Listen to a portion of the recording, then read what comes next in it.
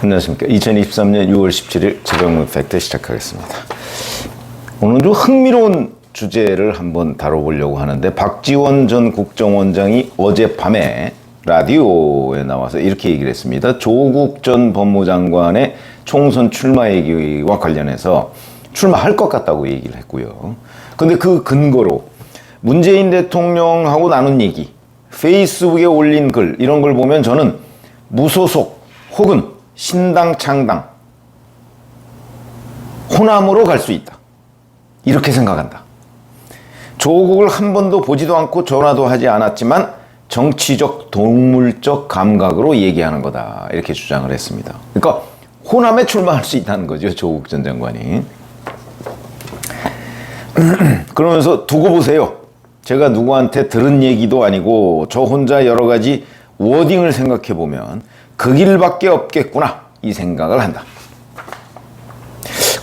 이게 이제 광주 사람들이 그렇게 생각하고 있다, 이런 걸로 보이는데, 조국이 엄청난 탄압과 피해를 받고 있다고 생각하고 이런 것들이 굉장히 강하게 작용하고 있는 곳이다, 이렇게 얘기하면서 광주 출마설을 얘기했습니다. 과거에는 봉천동 서울 관악갑 출마설을 얘기했었거든요. 뭐 본인이 자주 가는 뭐 무슨 순댓국집이 있는데 거기 가서 얘기를 들어보니까 뭐 운동을 하지는 않는데 뭐 출마한다더라, 뭐 이런 얘기들이 많더라, 뭐 이런 얘기들을 했었는데 광주로 바꿨다. 근데 광주로 바꾼 이유가 어제 한 얘기들을 쭉 들어보면 지도도 나침반도 없는 길 없는 길을 가겠다, 이렇게 얘기한 데서 아마 유추 해석을 한 걸로 보입니다. 가능한 얘기냐? 저는 가능한 얘기라고 봅니다. 왜 가능한 얘기라고 보느냐? 조국 전 장관이 만약에 관악갑에 출마하든가 아니면 부산에 출마했을 경우, 또는 문재인 전 대통령의 지금 사저가 있는 그 지역은 양산입니다. 양산으로 출마했을 경우 당선을 과연 보장할 수 있느냐? 제가 그것도 한번 말씀드린 적이 있었죠. 그 당선 여부는 아마 민주당이 어떻게 하느냐에 달려있다. 두 가지 고비가 있다. 우선 출마 여부, 출마를 했을 경우 민주당이 그 지역에 공천을 하느냐 안 하느냐. 그러니까 민주당이 조국을 공천하느냐, 아니면 조국이 무소속으로 나왔을 경우에 민주당이 그 지역에 공천을 하느냐 안 하느냐, 이런 부분이 굉장히 중요하다. 그게 조국 전 장관의 당선 여부와 관련이 있다, 제가 그렇게 말씀을 드린 적이 있습니다. 광주도 마찬가지입니다. 만약에 지금 박지원 전 원장 말대로 신당 창당을 해서 또는 무소속으로 광주에 출마한다고 했을 경우에, 우리가 과거에 이런 거 한번 생각해 보시죠. 부산 사람입니다, 조국 전 장관은. 근데 광주에 출마한다. 똑같은 사례가 있었습니다, 과거에. DJ 때 1990년 11월이죠. 전남 함평영광 보궐선거가 있었습니다. 이때 DJ가 영남 출신인 이수인 의원, 이수인 후보죠. 이수인 교수고 이수성 전 국무총리의 동생입니다. 이수인 의원을 함평영광에 공천을 하고, 그러니까 평민당 공천이었죠. 지역감정 해소, 동서화합을 위해서 영남 출신인 이수인 후보 교수를 함평영광 보궐선거에 공천한다, 이렇게 했습니다. 제가 이때 현장 취재를 갔었습니다. 그러니까 DJ가 함평영광에 간다고 하길래 그 간다고 하기 전날부터 가서 취재를 하고 하룻밤 자고, DJ가 와서 함평영광, 그때는 이제 함평영광 그 지역에 시장을 쫙 돌고 뭐 이랬던 현장을 제가 취재한 기억이 있습니다. 전날 가서 여기에 이수인 교수가 그 공천을 받았다고 하니까 뭐 거의 입에 담지 못할 욕설이 난무했습니다. 입에 담지 못할 욕설. DJ에 대해서. 우리가 핫바지냐, 뭐 이런 거죠. 뭐 경상도 X를 여기다가 어떻게 이게 도대체 말이 되냐. 지역 감정 해소 좋아하네. 많이 제가 여러 사람들 의견을 들었거든요. 그랬더니 내일, 근데 이제 그 다음날 DJ가 방문하기로 되어 있습니다. 내일 DJ가 오면 자칫 잘못하면 돌 맞겠다, 그런 분위기였죠. 그리고 실제 DJ가 다음날 방문을 했습니다. 저는 그때도 현장에 있었습니다. 방문을 하고 근데 돌 던지는 사람 없더라고요. 그러더니 이제 DJ 선생님 왔다고 뭐 이제 뭐 막 그 평민당 당원들 뭐 이런 사람들 막 와서 뭐 으쌰으쌰하고 뭐 이렇게 되고 DJ가 한평영광을 한 바퀴 돌고 돌아갔습니다. 그러자마자 무소속 뭐 김기수 후보라고 있었는데 갑자기 후보 사퇴를 하더라고요. 이 사람이 전남 한평영광에서 계속해서 국회의원 또는 뭐 이런 데 도전하려는 지망생입니다. 그러니까 그 지역의 지역 출신일 뿐더러 그 지역 평민당 그 당원들하고는 그냥 다 호영호재하는 사람인데 이 사람이 DJ가 출발하자마자 한평영광 출발하자마자 바로 사퇴 선언을 하더라고요. 그렇게 돼서 그 당시에 그러니까 당시에 여당 후보를 이겼습니다. 얼마로 이겼느냐?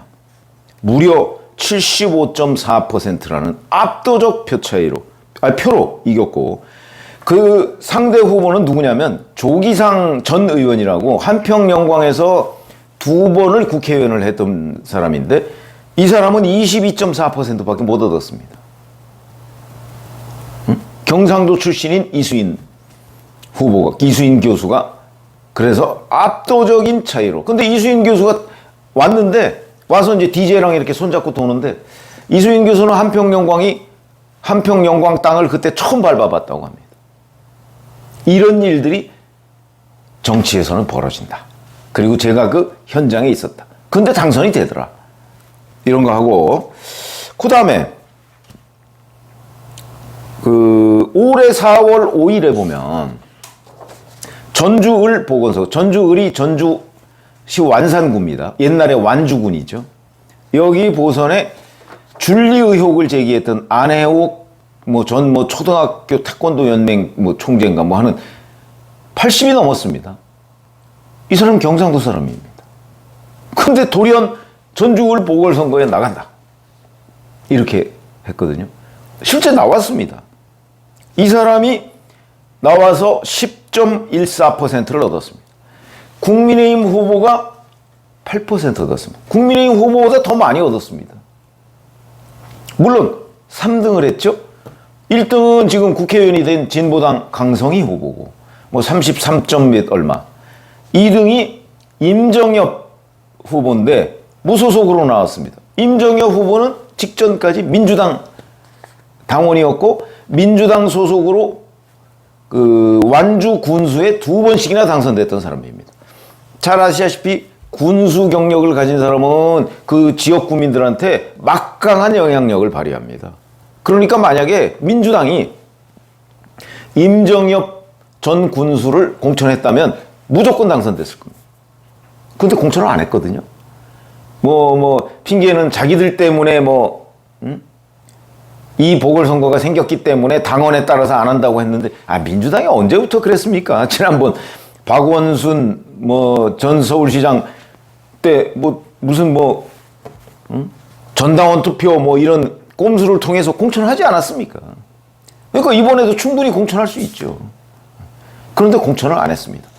아마 진보당의 의회 진출 이런 거를 도와주려고 했던 것으로 보이는데, 어찌됐든 간에 이번에 민주당이 임정엽 후보를 공천했다면 무조건 당선됐을 것이다. 그런데 임정엽 후보를 공천을 안 하는 바람에 임정엽 후보가 탈당을 해서 무소속으로 나와서 32%로 거의 그 강성희 후보하고 아주 비슷한 득표율을 했고요. 근데 낙선했습니다. 2등이니까. 근데 거기에서 안혜옥이라는 경상도 사람이 10.14%를 얻었다. 그럼 이걸 어떻게 봐야 되느냐? 안혜옥이라는 사람을 찍은 그 완산 주민들은 아마 좀 미안하지만 안혜옥이라는 사람이 누군지도 잘 모르고 다만 윤석열 대통령 부인 김건희 여사의 준리 의혹을 제기했던 사람이다 정도 알았을 겁니다. 그렇게 해놓고 그냥 찍은 겁니다. 경상도 사람이든 완주군 사람이든 구분 없이. 이건 정치적으로 보면 어떻게 봐야 되느냐? 윤석열 대통령은 정말 싫다 하는 강성 지지자들로 봐야죠. 강성 지지자. 이 사람은 이런 사람들은 당락에 관심이 없습니다. 그냥 윤석열 대통령을 반대한다고 하면 찍어주는 이 비율이 10% 정도가 된다. 상당히 높은 거죠. 10% 정도. 여기에다가 임종혁 후보를 찍었던 32%. 이렇게 되는 겁니다. 그러면 만약에 조국 전 법무장관이 광주에 출마를 했을 경우, 뭐 어느 지역구냐 뭐 이거에 따라 다르겠지만 당선될 수 있을까? 민주당에 달렸다는 거죠. 지금 제가 그 말씀드린 거하고 똑같습니다. 민주당에 달렸습니다. 거기 현역 의원 누구 있을 거 아니겠습니까? 만약에 민주당이 조국 전 법무부 장관이 출마한 그 지역, 광주 지역구에 출마한다면, 지역구에 그 현역 의원을 다시 공천한다. 그러면 조국 전 법무부 장관의 당선 가능성이 확 낮아지죠. 굉장히 낮아질 겁니다. 저는 당선 가능성 50% 그러면 낙선할 거라고 봅니다. 조국 전 장관이 아마 광주에서 출마했을 때 현역 의원을 민주당이 공천을 하고 조국은 뭐 신당이나 아니면 무소속으로 나온다고 한다면 낙선할 것이다. 그런데 그렇지 않고 바로 올해 전주울 보궐선거처럼 민주당이 거기에 공천을 안 한다. 그러면 조국 전 장관이 당선된다. 거기서. 그리고 공천을 하더라도 여러 가지 방법이 있습니다. 무슨 뭐 인재 영입이네 뭐네 해가면서 아주 약체를 공천한다. 그 자리에. 그러면 또 조국 전 장관이 거기서 당선될 수 있다. 이런 거죠. 그러니까 민주당에 달려 있는 겁니다. 민주당에. 그게 전주울 보궐선거나 아니면 한평영광 과거 뭐 오래된 얘기지만 그때의 보궐선거나 비슷합니다. 양상이.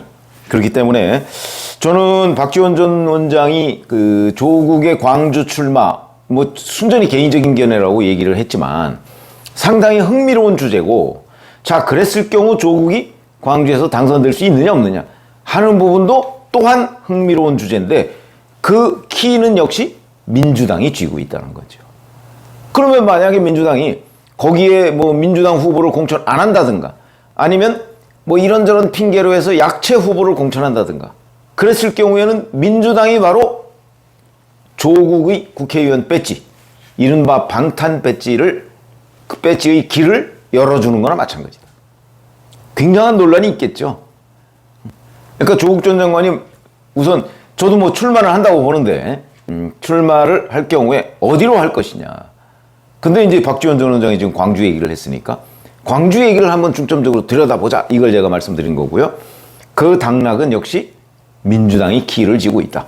이런 말씀을 드립니다. 고맙습니다.